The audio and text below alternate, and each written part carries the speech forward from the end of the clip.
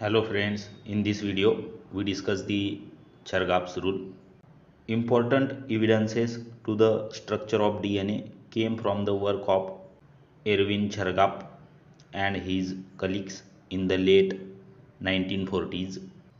They found that the four nucleotide bases of DNA occur in different ratios in the DNA of different organisms and that the amount of certain bases are closely related.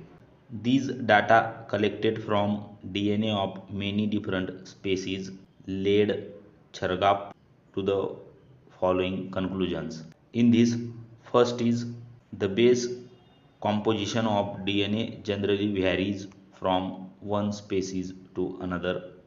Second, the DNA specimens isolated from different tissues of the same species have same base composition.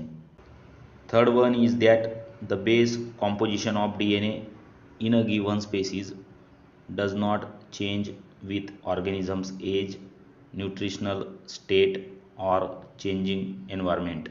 Fourth is in all cellular DNA regardless of the species, the number of adenosine residues is equal to the number of thymidine residues and the number of guanosine residues is equal to the number of cytidine residues.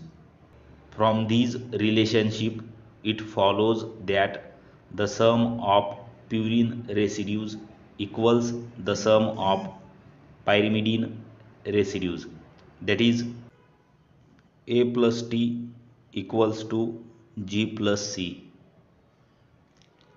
Phi X174 and M13 bacteriophage has single-stranded DNA genome, so Chargaff's rule cannot be applied for them.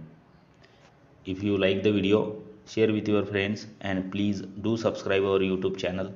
Hit the bell icon to get update of latest notification from our channel. Thanks a lot.